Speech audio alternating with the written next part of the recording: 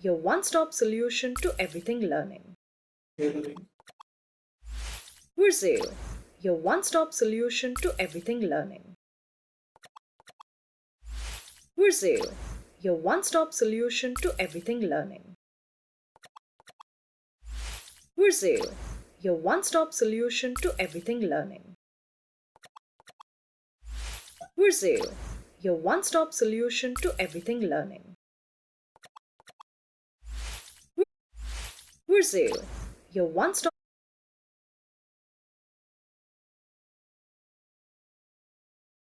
Hello everyone, hope you guys are doing good. It's Ajay Villab here, and today we are going ahead with one more webinar.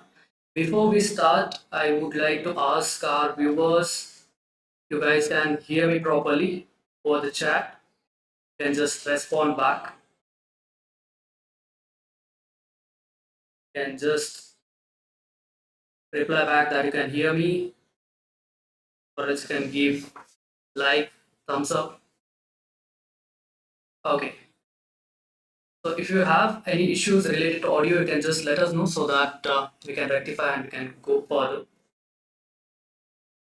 Okay, starting today's session, I believe you might have already received an information about the webinar, what it gonna be, and who it would be taken from. So today host, it will be Nidhi Sharma, and before we go with that, it's Ajay Villav here, and I take care of Verzeo operations part, and I would be your host, and the speaker would be Nidhi Sharma. And I believe if you have attended our previous webinar from Nidhi Sharma, she had taken it on how to crack product-based company, and today's webinar is something similar to that, but it is completely on how to build a job winning resume. I believe you guys are already prepared with a lot of questions related to resume, how it would be prepared, what kind of things that you need to add in the resume. All those things would be cleared in this session.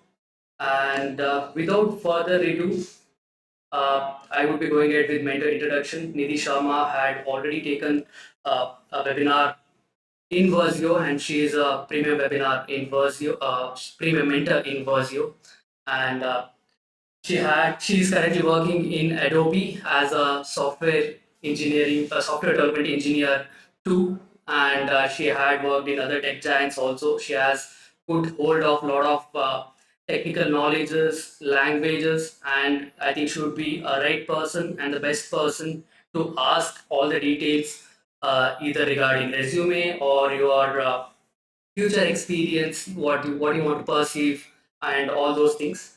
Let's not waste much time. I would be handing it over to Nidhi. Nidhi, it's all yours. You can just take it further. Thanks. Verzeo, your one-stop solution to everything learning. To you, and then you decide what needs to be put into that resume. So it is very important that you do not use the same resume for all the jobs. Instead, what you do is you create a resume based on that job description, and say if you're applying for two roles, one is say a business analyst and second is software development engineer. So you need to clearly understand the differences between the jobs, responsibilities and the requirements. So really understand the requirements and tailor made your resume in accordance with that. Also, one important point here would be use bullet points, not the paragraphs.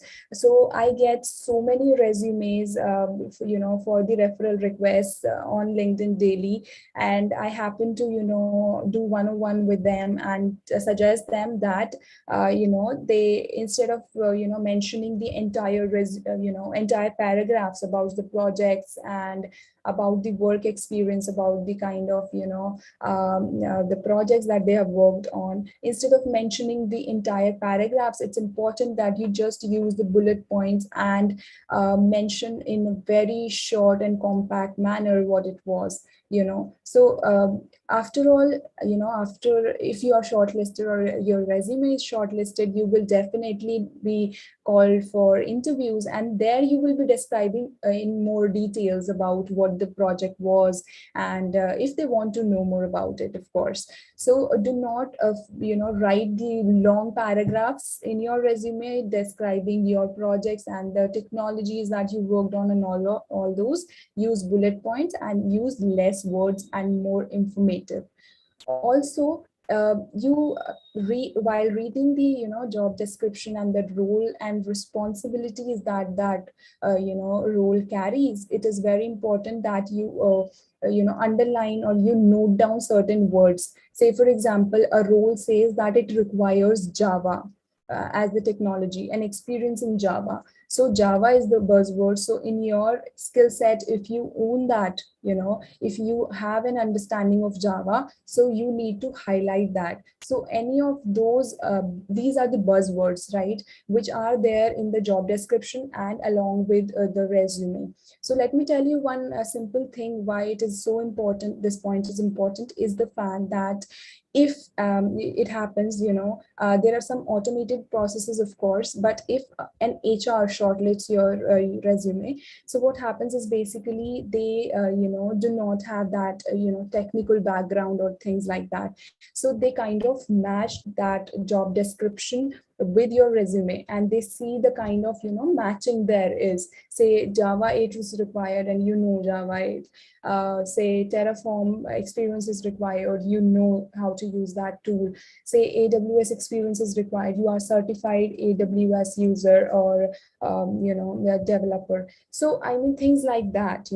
So it's very important that you highlight those buzzwords. Next point comes is accomplishments. So these three words you need to understand, that you quantify, you reflect, and you articulate.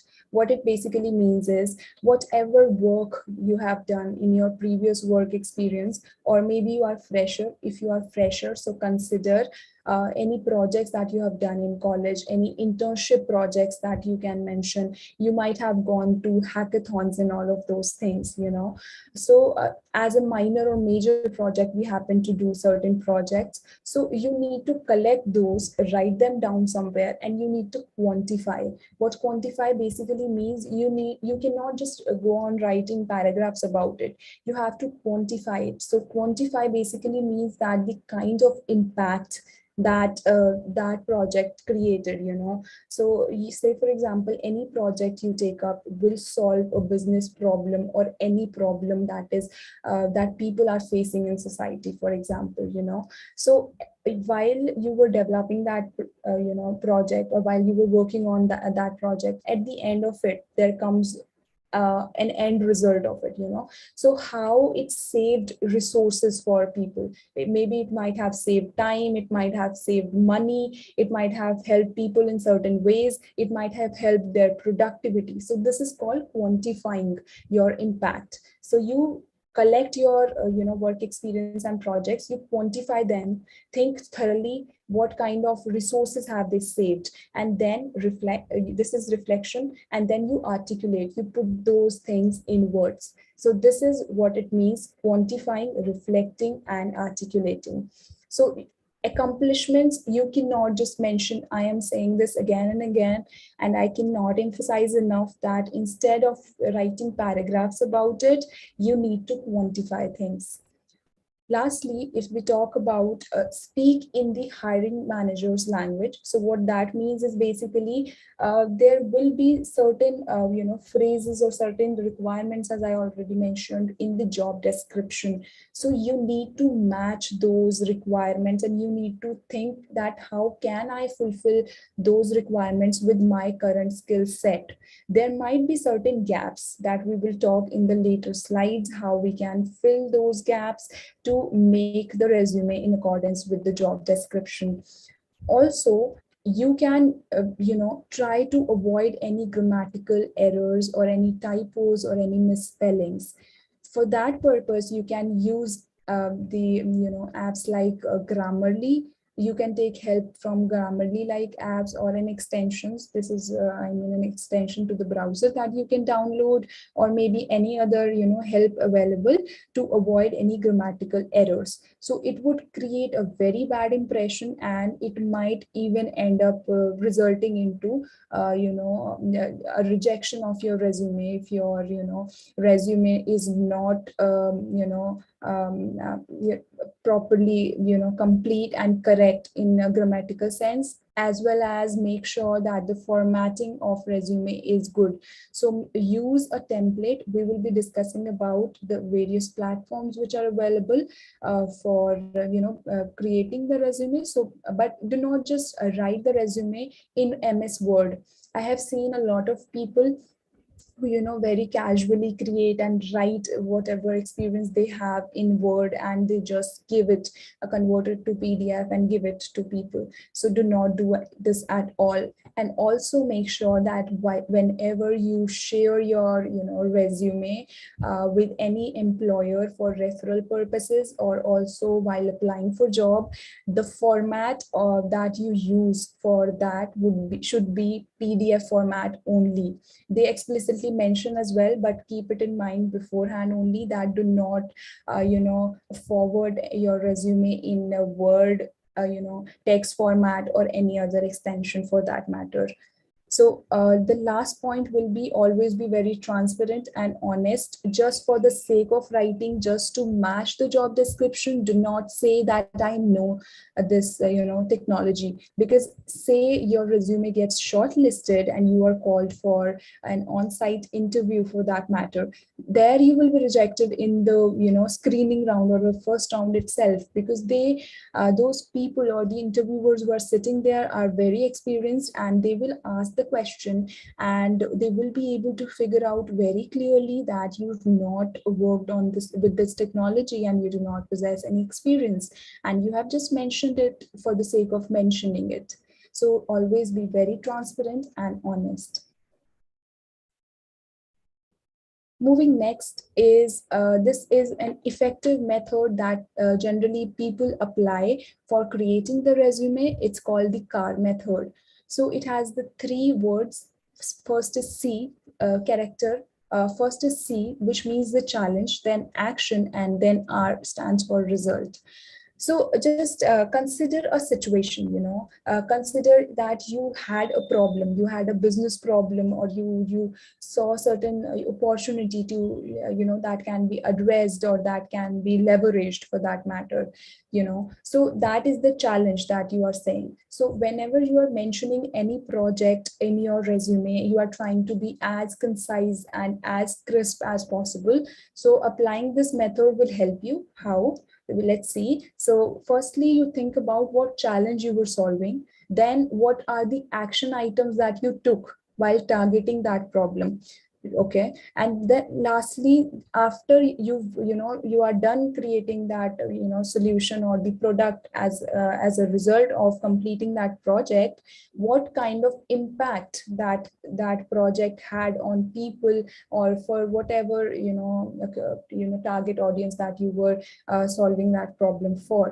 So it's very important that you keep in mind these three things and write down in bullet points about the project. Also make sure that you use the kind of technology that you use for solving that particular problem.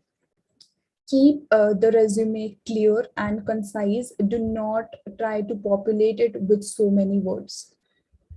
Now moving ahead with the resume building platforms. So firstly, just a disclaimer here that all the platforms mentioned here are not in the basis on on the priority basis. All are equally good, and you need to just go through their websites and try to find the templates which are available there. All are good, but there are certain templates that you will like more and that will match your experience more. Say for example, there is somebody who has more experience, so So they might want to, use a different type of template than the person who is a fresher. So it depends completely on them. No priority order is present here. So these resume building platforms, they are available for free, and they might ask you to log in or create an account there, or you can log in using your Google account as well, and might be certain other login options, so you can check that out. So once you log into any of these platforms, there will be certain templates which will be available. I would recommend to use that template, which has less white space, or maybe which uses the two column method in a page. So a page gets divided into two columns, and in one column you are mentioning your academic background, your experiences, your clubs that you were a part of. In the left hand side, or maybe the other column, you will mention that these are the lead code, my profile links are there, or maybe any other technology, or about the technology or the skill set that you have. Say you want to mention, I am a beginner in Java, so Java and bracket beginner. So you need to mention the level as well of the technology that you are mentioning. By default, they will, if you do not mention beginner or anything like that, they will, consider that you know about it. So be very transparent and write down the level, I would say. And also try to reduce the white space as much as you can, because there will be only one page of resume. So you would not want to waste a lot of white space. And I have also seen one thing in the freshers, that they might think that they do not have a work experience. So and the projects that they have done are very small projects, or they're not large scale projects, and they're not worth it to mention on the resume. But let me tell you, all of us, when we started our journey, our corporate journey, we were like you only. So do not worry about whether it was a it was a very large scale project, or it was, an internship done with Microsoft or a startup. No, you do not have to care about that. The recruiter is only looking for your knowledge and your skill set, not the kind of, the brand name for that matter. Yeah, it would create good impression maybe, but the thing is, you are mentioning your part. You are by mentioning the project there, you are just telling the recruiter that I know this technology, and you can ask me questions around it, nothing more than that. You might also be, beforehand only, you need to keep in mind that whatever projects you are mentioning in your resume, you might be asked certain, small questions around the soft skills as well, like what are the challenges that you faced while solving the problem and things like that. What are your learnings around it? So select that project to mention on resume which you are completely sure about and which you have done by yourself. Okay.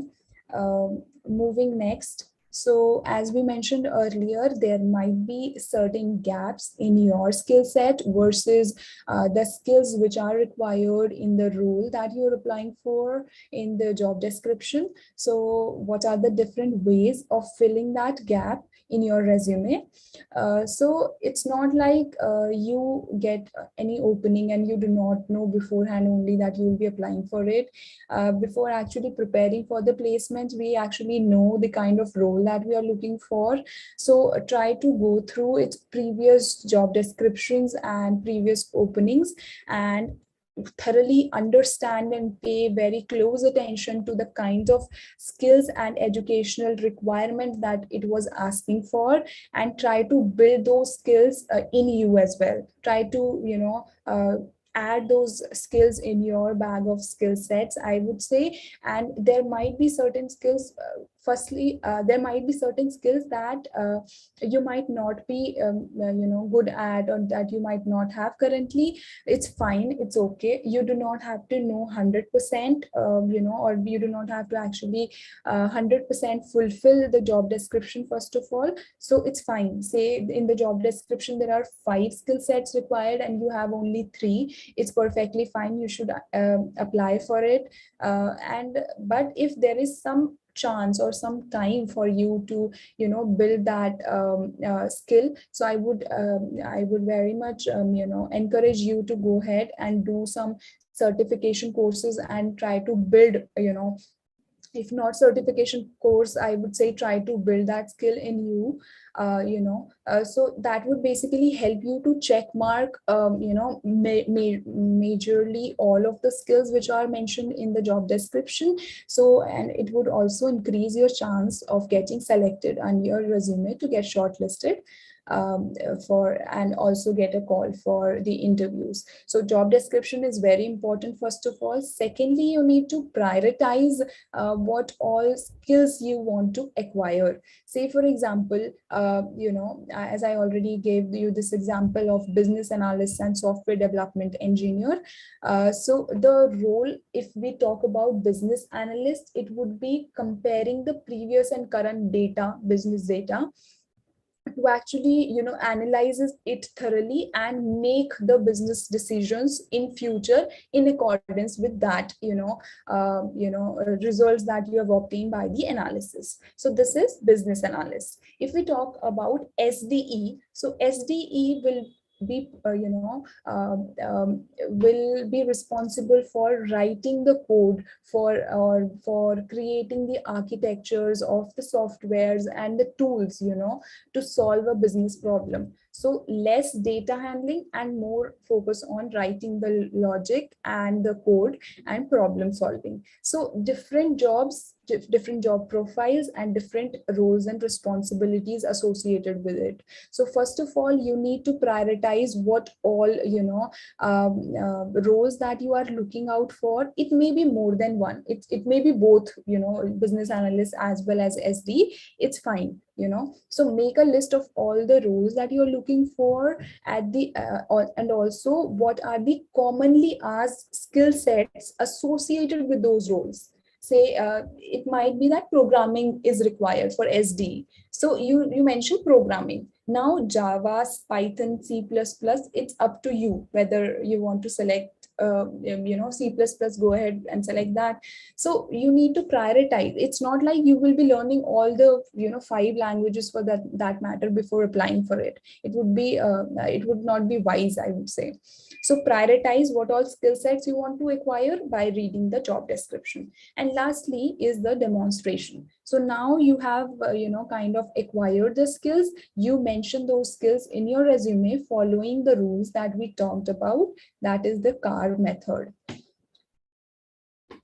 Also, one key point here is that continuous learning and taking new classes. Say, for example, if it requires that they want a certified AWS person to be, to be there, and they want to select that, and they've mentioned very clearly in their job description. So you might want to do some certification course in AWS, technology. So taking new classes continuously and trying to brush up your skills will show, and you with the certification courses there comes the date as well. So you can show by this way, by doing these things, you can show the employer that you are a continuous learner. It's not like you are a stagnant person. You do not want to upskill yourself. So this is exactly what your employer is looking for. It's not like you know 3 technologies and you will forever be working in those technologies. Since the technologies are changing and evolving each day, so should be your skill set. You should be eager to learn, and this is exactly what you are trying to show using your resume as well. So make sure to keep honing your skill set and try to keep learning and show that through your resume. Highlight the newly acquired skills as well. So now comes, if you are searching for a job, there are certain key points that I would suggest to keep in mind. The very first one is like the job openings are not publicized so much. So you need to the companies will not put efforts in publicizing the job openings.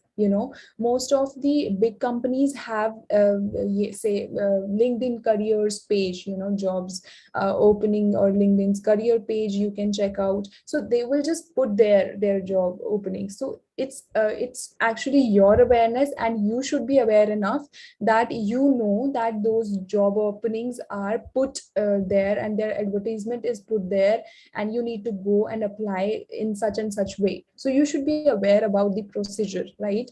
Online postings, if you say if you just try to Google it, you will not get I mean, you might get a lot, but that result will be so overwhelming that it will take you hours or maybe days together to actually figure out who are the jobs that you want to apply for, and who are the jobs that you might want not to apply for, so I would not suggest you to Google search those directly. Instead, there are certain websites like Naukri.com, Indeed, and other platforms like LinkedIn. I highly recommend, these three, and Naukri.com and LinkedIn and Indeed. Reason being, there are multiple filters on like your experience, like the category that you are searching a job in, like the kind of work experience that you have, the years of experience that you have, and in how quickly are you wanting to join that job. So multiple filters are there,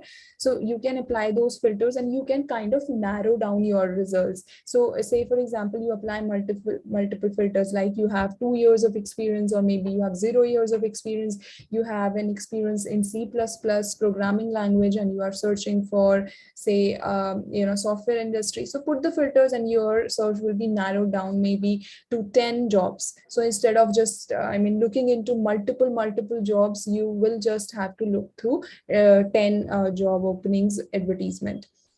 And you also get, after you create an account on these platforms, you also get an opportunity to get the job alerts via emails and texts or SMS, so you can select that option as well. And also keep in mind that you are an active user, or you keep on regularly checking these portals while you are an aspirant. After landing into the job, it's fine, it's up to you whether you want to use these platforms or not, but before that you need to be active. And also, one tip that worked for me, and that works for, I think, most of the people, is the fact that say try to be ready, or try to be proactive while applying for job. You try to be, just look at the previous job descriptions. Generally they happen to be same as before, so be ready with the skill set or the things that they are asking for your targeted role that you will be applying for. So be ready beforehand only, so and try to apply on day one itself, because the selections or the shortlisting happen in the rolling fashion. So they happen to shortlist people who, it's not like it always happens, but it will give you an edge over others if you apply, if you apply on day one. So it will kind of slightly increase your chances if you kind of meet the job description and the criteria and eligibility of your resume to get shortlisted fast. And also, do not believe people who say that they will get you the jobs very easily without this and that. These are scams. So do not waste your money there, because without interviews, without hard work, you are not going to land into a good job. So keep these things in mind. So moving ahead, talking about the networking, I cannot emphasize enough how networking can help you, learn the skill set that is required for a particular or the desired role, and also to get the referrals as well, and things like that. So it's very important that you network, you connect with people, or maybe I would say you connect with the experienced people. And if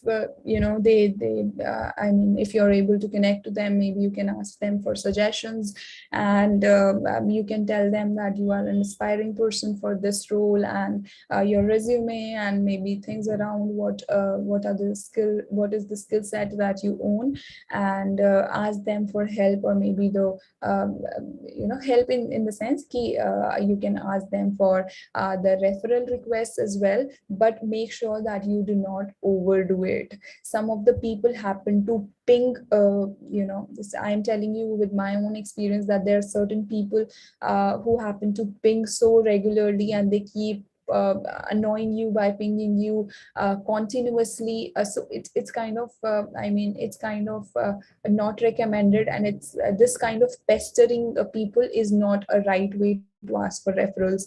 You need to very clearly understand that while you start working your career in the software, not software, just in software or any job for that matter, it happens like you get busy, you have responsibilities to do, you get work, so you might be busy there. So if somebody is not responding, respect that, and maybe give them a reminder after certain period of time. It's not like you are pinging them 24/7 and you are kind of pestering them with your requests. You might end up getting blocked on that platform, I would say. So do not do so. And also be very vocal about the fact that you are searching for a job. There is no shame in telling that. So I can tell you about LinkedIn.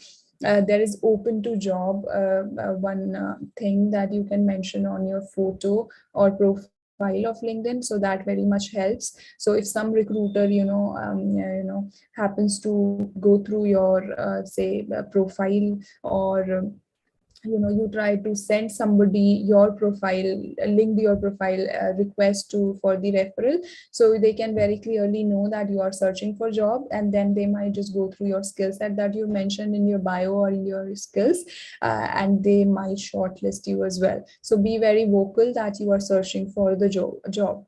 Also, you need to use your network. So using your network means you can get, after creating, after you have your resume ready, so you might want to get it reviewed from professionals or from somebody who is experienced.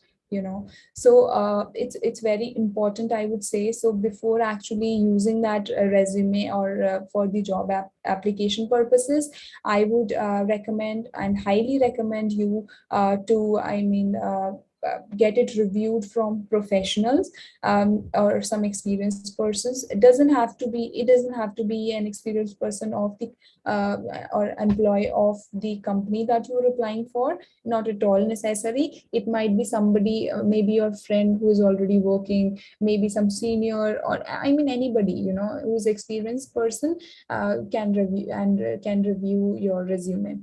Also, you can ask for the mock interviews as well. So use your network to help you with the mock interviews. Mock interviews will definitely be helping you land a job that you are targeting for. So this is overall kind of the uses of networking. So make sure that you network with people or connect with people and ask them for their advice, but also understand the fact that overdoing it, over pestering people or over pinging people, can abuse your relationship as well. So keep that in mind. And with that, we come to the end of this webinar. I would wish you best of luck and hope you get the job that you were targeting to. Now the floor is open for any type of questions that you might have. Would be happy to take them.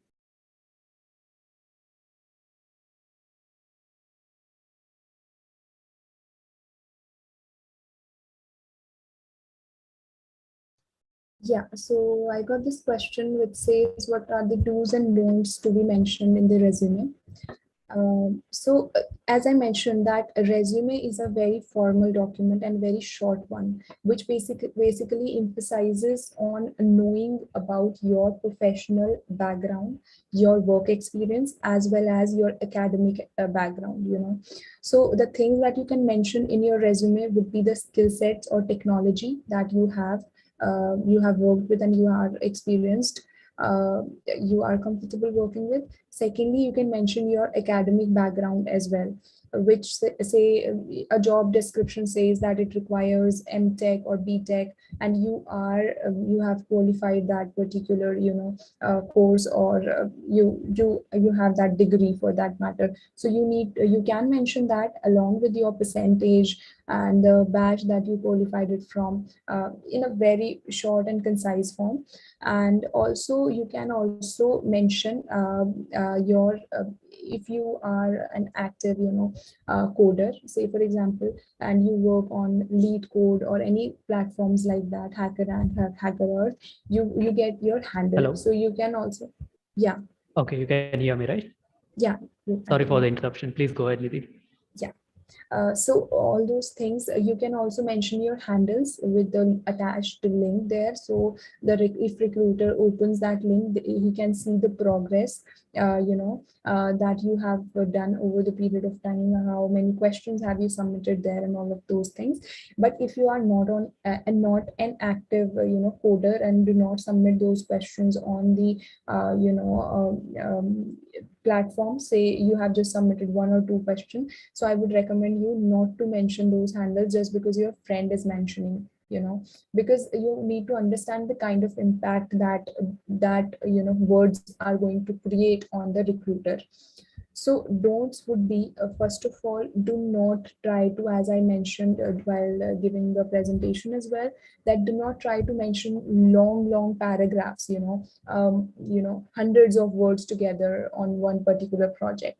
They are not trying to understand the kind of project that you did. Instead, they are just interested in knowing the technology that you know and the professional backgrounds and the projects in very short form, just okay, that this was the problem statement. As I mentioned, use the car method to kind of demonstrate your projects, and that would be very helpful, and use the bullet points instead. Also, I would say, be very honest, do not try to fake it, and do not try to mention so many skill sets that you cannot handle and you do not actually own. Say some people have tried to, in order to match the job description, and in order to put the check mark on all the requirements which are asked in the job description, they happen to write all the skills even though they do not have experience working with those skill sets. So they happen to, I mean, even if your resume gets shortlisted, they will be, eliminated from the initial rounds as only. So it's very important that you are very honest while mentioning things on your resume. And lastly, do not mention a thing or any skill set or anything on the resume which which your friend is mentioning or which somebody else is mentioning. You need to understand the kind of role that you're applying for and that you are aspiring for, and what are the requirements there, and mention the skill sets and the things in accordance with that. Okay, I believe that answers that question was sent from Bhavana NB. Bhavana, I believe you have received your answer. And asking a similar kind of question, I think that was from Lakshmi and Ankit. They have also asked a similar kind of question, which you have already answered. I believe they have also got their expected answer. And one more question from Hema. What she asks is, what kind of skill sets, or else, let's say, what has to be mentioned in a resume which makes it more attractive or else more appealing for a human resource person who are recruiting? So as I already mentioned that, as we were discussing while presenting while discussing the PPT, that an HR person is only somebody who kind of facilitates hiring procedure. He is not the person who is a technical recruiter for that matter. So he doesn't know the skills. Even if you are mentioning C++ level this, level that, he or she won't be able to kind of interpret that or understand that. They will only, let me tell you the procedure that they might be following, which is, we have a job description that is prepared by the recruiter or prepared by the hiring team or hiring manager for that matter. And then there is your skill set, right? So your resume or the skill set that you've mentioned on the resume, they kind of compare those things and they will select those resumes which match more. So while, as I previously mentioned, that use the buzzwords, try to understand the job description and try to understand its requirements and use them or highlight them in your resume, or maybe underline or bold them for that matter. Say a job description asks for that you must know the skill to use MS Excel, and you know that very well. So you want to highlight that I match this skill which was required in the job description, and I have this skill set in my resume. So it increases your chances to get shortlisted. And also, as a fact, I would also want to tell you that an employer or an HR at an average sees a resume to get for shortlisting only 6 to 7 seconds. So he or she won't waste hours together to actually kind of match whether it's matching with the job description or not. He would just skim through it. If it looks like, yeah, you have the required skill set, it will be shortlisted, otherwise it would be rejected. Simple as that. So you might want to highlight the points which are mentioned in the job description. Okay, great. I believe you have received the answer. Just a follow-up question on that, Nidhi.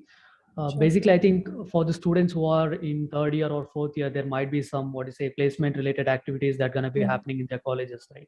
And even college does provide some kind of, what to say, resume format Right. for those students who are studying in fourth year.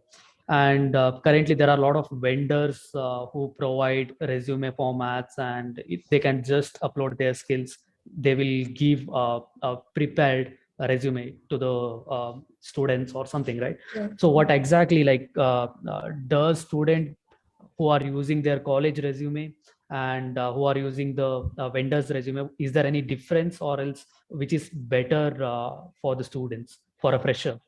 Sure, sure. A very wonderful question, I would say. So basically, when the companies recruit, if they are, as you mentioned, if the vendors are already providing the template, so it's good enough. I mean, they are just trying to save their time in just looking into different formats or templates of resume, because there will be a multiple people with different diverse backgrounds. They with different templates, they will be submitting their resume. So it just wastes their time to actually look for this is the skill set they have written in the right, left, down, up. So they just want to save their time, right? That's why they are providing that template. So I would say it's great. I mean, you do not have to think so much. You just have to shortlist the skills or the words that you have to put in there in those sections and fill in that resume, and it would create those things. So you won't even have to take care of the formatting as well. So that's good. If they're providing, use that only for applying to those companies.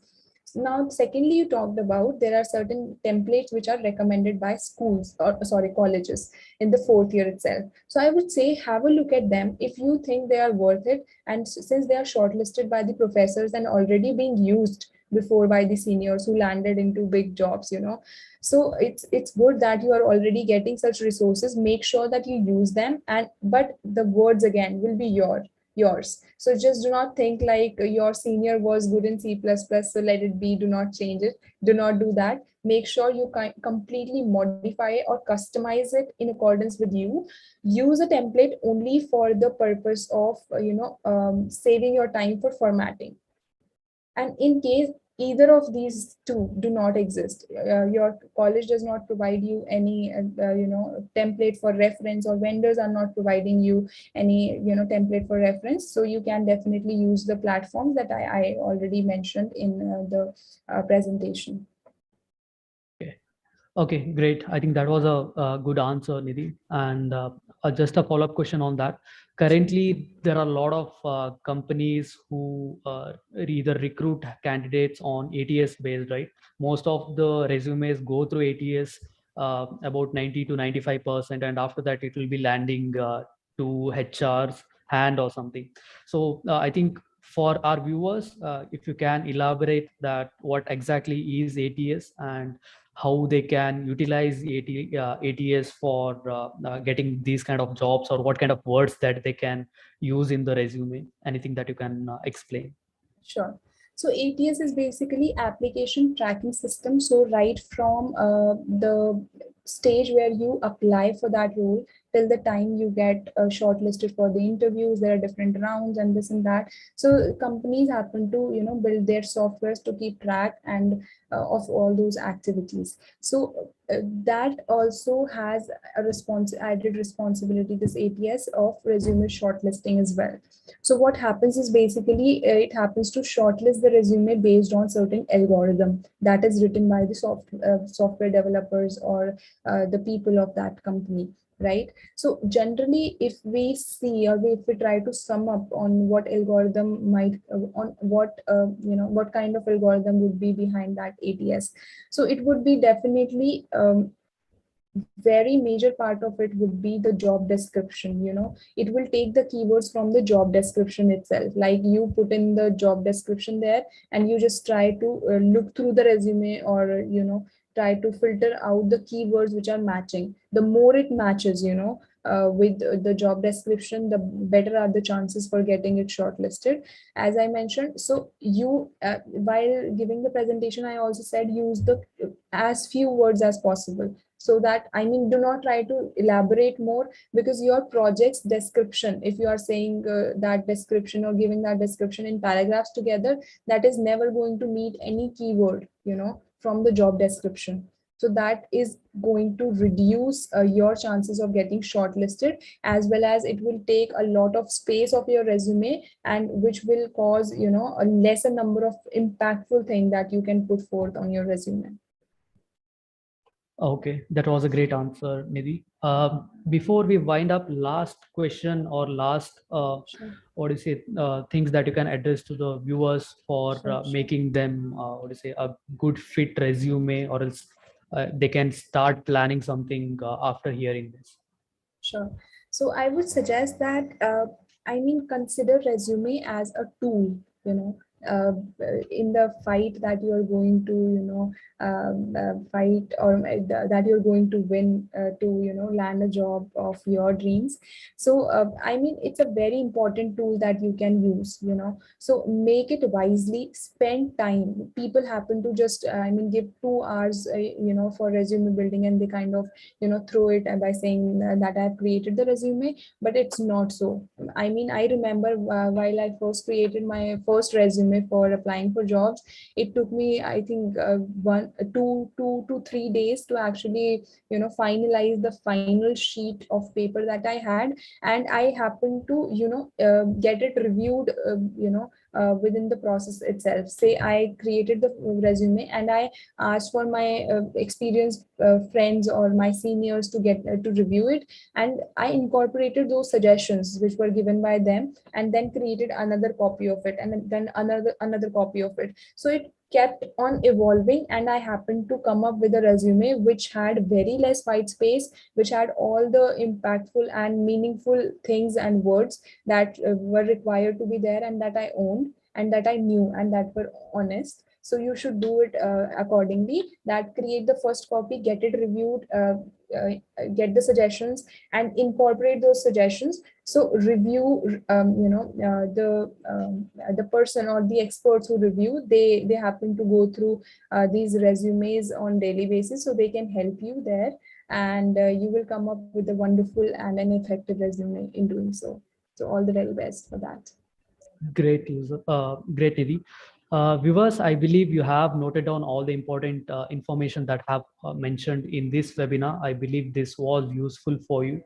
And I'm really sorry for the inconvenience in between. There was some technical issue that had happened, but you will be definitely getting edited video over the YouTube. You can check this out. And if someone had missed out in case, let's say they were supposed to attend, you can definitely share this link, and it will be useful for them.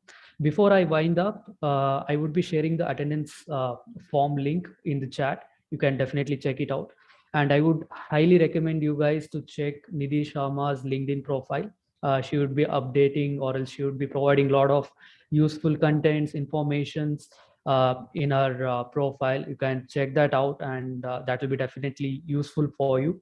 And you can again check her previous video on product based company, how to crack product based company. That will also be useful for you. And we will come back with similar kind of content in the future. You can let us know what kind of things that you are interested in, what you want to learn, what you want to know about. So you can write to us or support@verzeo.com, or else you can write it in the chat. We'll definitely consider those things. And thank you so much, Nidhi, for your time. That was a great Absolute session. pleasure. Thank you Yep, for inviting me here. same here. And guys, that's all. You can fill the form, and we would be seeing you soon in the coming sessions. Till that time, take care. Bye bye. And that's all from my end. It's Ajay Bilav. Thank you so much.